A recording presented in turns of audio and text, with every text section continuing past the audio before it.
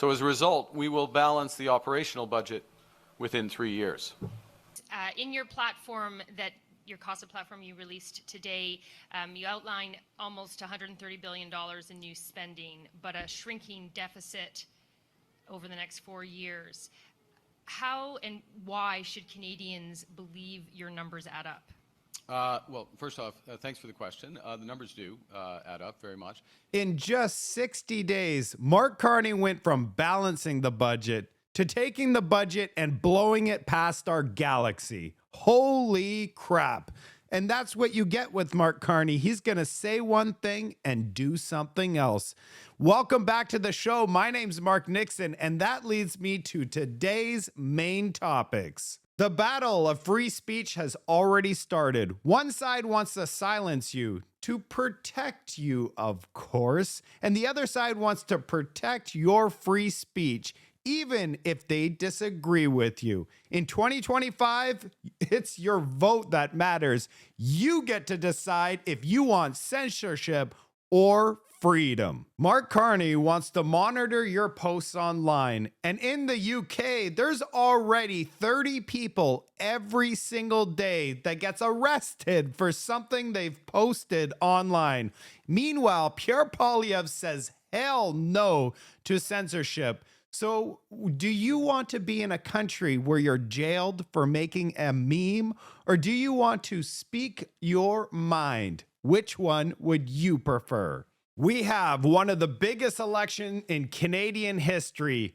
It's a clear choice, Canada. One side is be silenced for what you post online, and the other one is stand up and speak freely. One future is full of censorship. The other one is full of freedom. Which side are you on? This is going to be a great show and an eye-opener for many. Make sure you know what to do. If you like this type of content, make sure you leave a comment, like this video, and if you haven't already done it, subscribe to the channel and hit that notification button so you don't miss any of my crucial updates. Let's get into it.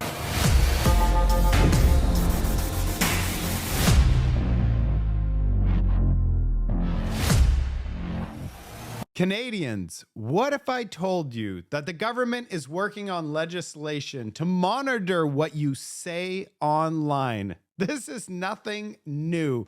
Just look at the UK right now. 30 people every single day is being arrested for something they said online. And who remembers Mark Carney saying he wants to align with the EU? Yeah, he wants to align with their values and what they're currently doing. And the UK and Germany are currently the testing grounds for this online censorship. And guess what? The Liberals' golden boy, Mark Carney, has already promised to do the same thing here. And it's all disguised on protecting children. Oh yeah. You know, it's all about protecting people. But in reality, who gets to decide who is saying the wrong things? This is not a conspiracy. This is actually happening. And today, I'm going to show you some video evidence. Let's get into it. And as always, I include a theme to my show, and I've included this photo. One thing I want to mention is they're probably not going to ban these things, but yeah, they're going to control what you see and hear on them, or they're going to have full control like censorship. The one in the middle, however, the X, that one might be in jeopardy. Check out this article. Carney vows to push for internet censorship. Prime Minister Mark Carney says a re-elected Liberal government will move forwards with new regulations targeting harmful online content, making a third attempt to legislate internet speech in Canada. Who remembers Bill C-63? They're not done with that bill. They are going to push and get it done. Now let's check out Mark Carney's speech. The rising tide of hatred online is overflowing onto our streets. Violence and intimidation have no place in Canada. Anti-Semitism and Islamophobia must be denounced in the strongest possible terms. And I am appalled by the horrific incidents and numerous incidents in our country in recent years. Far too many violent Islamophobic attacks on mosques and other places of worship and community centers across this city and across this country. Unfortunately, the rising tide of hatred online is overflowing onto our streets. Large American online platforms have become seas of racism, misogyny, anti-Semitism, Islamophobia, and hate in all its forms. And they're being used by criminals to harm our children. My government will act. And today we're announcing our plan to fight crime, to protect Canadians, and to build communities that are safe, secure, and strong. A plan to make Canada secure, to make Canada strong. You heard that, Canada, and he talked about U.S. online platforms. Which U.S. online platforms is he talking about? The only thing I could think of is X, Twitter X, because Twitter X allows for free speech. It's literally one of the last free speech areas that we have. Mark Carney and the media want you to believe that they are the adults in the room. They're laying the groundwork to something that's extremely dangerous. For example, who's going to be monitoring this thing? How are they going to determine what's right from wrong? And is it going to be a completely left-leaning liberal panelist that decides? Or are they going to have people from all viewpoints and spectrums to be a judge? We have no idea, but I could just imagine what it looks like. But we don't have to imagine. We could already see what's happening in the UK right now. Americans can now get arrested upon entry into the UK for social media posts done in America, meaning the UK has just joined the likeness of countries like North Korea and Saudi, where they do not recognize Americans' rights. The American Center for Law and Justice says that if an American speaks in the United States in a way UK officials construe as affecting their national interests or even producing substantial effects within the country, even if that's just a statement about your Christian faith or your political stance, then you could be arrested upon entry in the UK. So the UK does not recognize the United States' First Amendment right of free speech. This is a result of this leftist government in the UK, these leftist ideologies pandering to the far left. A lot of you guys know that I have spent my past couple years living in London in the UK, so I won't be able to go back, which is really sad for me. And it's even crazier because I'm considered like far right, but I'm so moderate. My social issues are liberal. I'm pro-choice. I believe in gay marriage, of course. I believe that people should have the right and freedom to do and identify however they choose to identify in their personal lives. I don't think that I believe that every American should have access to like an automatic rifle. I very much believe in our Second Amendment and, handheld. I don't know. My thoughts aren't totally formulated there, but I'm open. I'm moderate. I'm what used to be considered as moderate, but now that's considered far right just because of basic stuff. Like I don't want men and women's sports. I believe in free speech. I believe in protecting our children. I believe in secure borders. Really used to be this really basic stuff. It's really sad that it's not anymore and that this is the state of our world. The left has lost their minds. Here's another post. If you're American and you're watching this is going to sound very weird to you. What is happening in the UK at the moment? So this comment here says no free speech. So in America, you have the right to exercise free speech. It's something that they allow in America. This is what is happening in the UK at the moment. People are now going to jail for simply making comments on social media. Don't get me wrong, the comments that some people are making are horrendous, but there's some comments that people make that, does it justify going to jail? So this will shock an American when I tell you people are getting locked up for putting comments on social media. Yep. Is free speech still a thing in the UK? You tell me. And that is the big debate. Should you be going to jail for something that you posted online? And it could be as simple as creating a meme, which is supposed to be something that's funny. And here's an article of a couple that got arrested that includes police are making arrests, 30 of them every single day for online messages. And guess what? A civil liberties group says that authorities are over-policing the internet and threatening free speech using vague laws. And that goes back to what I was saying in the first place, is who's going to police these things? We don't even know what they're going to do. As we saw at the beginning, Mark Carney wants to go after this online speech. It's always going to be sold as a safety thing. All of this speech is spilling out onto our streets, as he describes. But the real problem is who gets to decide what is right and wrong. And I guarantee you, I'm going to tell you right now, it's definitely not going to be you. This is what happens when the government decides that hurt feelings is a crime. It starts with misinformation, then an offensive meme. Then before you know it, they're knocking on your door for a Facebook comment. But there's great news, Canada. There's one person that has been against this from day one, and his name is Pierre Poilievre. His message is crystal clear. Not only will he protect freedom of speech, but he's also going to protect freedom of press and all sorts of different viewpoints, because that is a true democracy. Let's see what Pierre Poilievre says.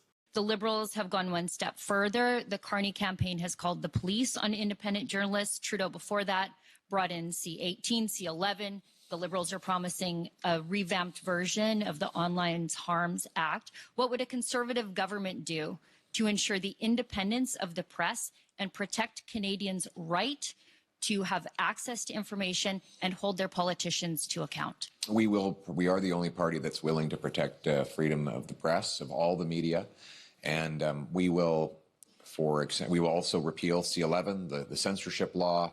We will remove the censorship of Canadian news on web platforms like Facebook and Instagram.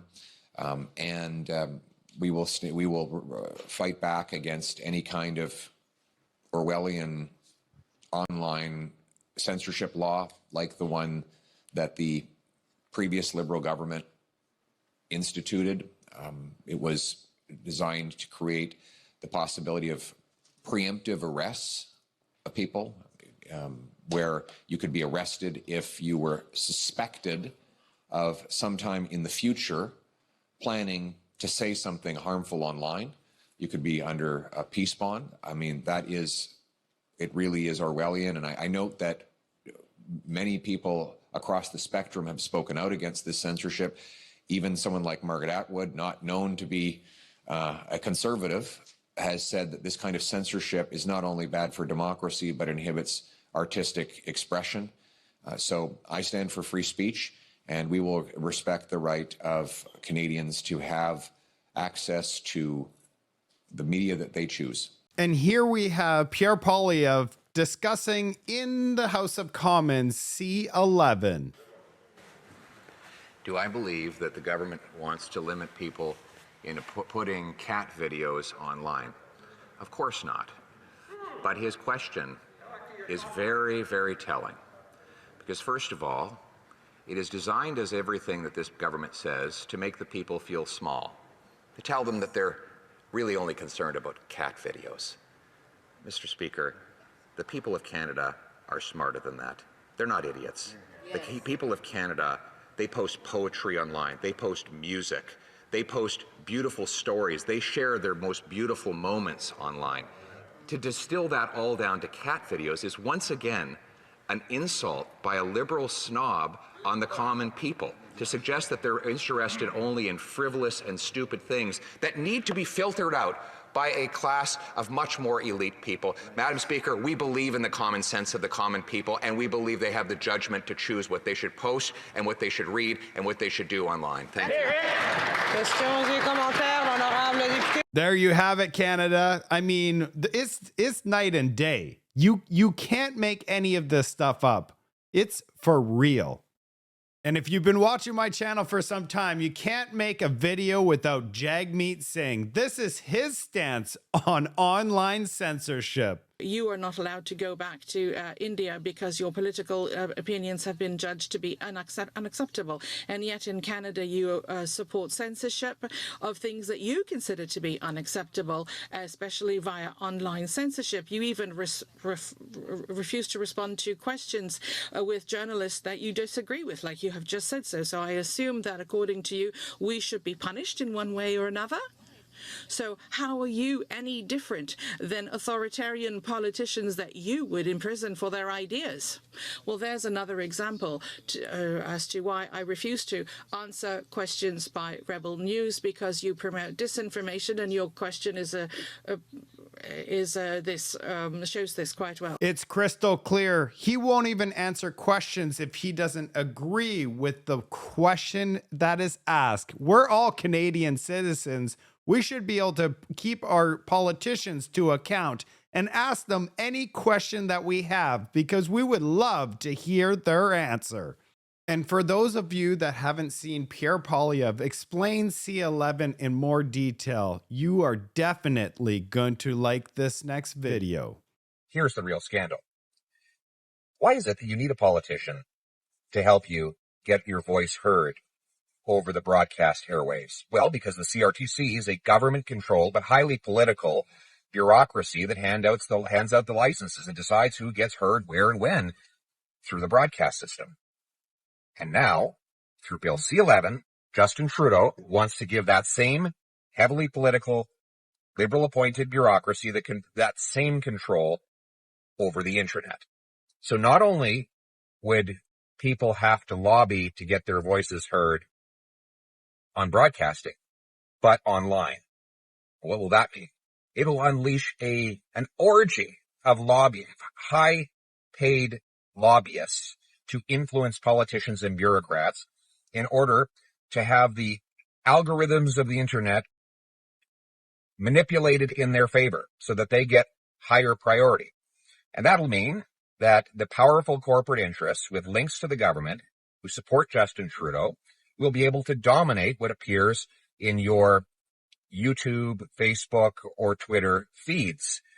So what appears there will be determined by the clique, not by your clique. It will be by pleasing politicians rather than by pleasing the population. It's concentration of power in the hands of the powerful. You see, this is how it works in politics. The powerful turn their power into money, and they turn their money into more power, and that power into more money, and that money into more power, and thus we get more and more concentration of both money and power. That's what C11 effectively does. Why do you think that CTV, Global, and CBC are always pushing liberal propaganda? Well, really, they have to, because they're heavily regulated by the Liberal government. And now they're very excited that Trudeau wants to extend to them more control of the internet so that their mediocre content will appear in your news feed. You'll have to click on it and pay them and generate advertising dollars for them. I don't believe that we should concentrate power. I believe we should disperse it.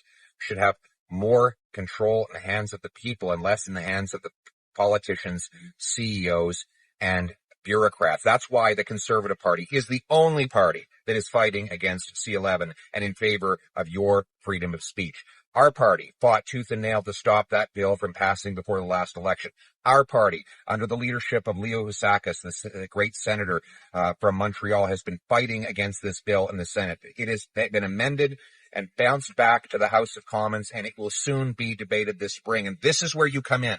I need you to sign my petition to help me stop C11 and keep the internet free so that this video doesn't suddenly disappear so that it will continue to be possible for you to express yourself and choose what you see and what you say on the internet. Section 2B of the Charter of Rights and Freedoms guarantees us freedom of expression.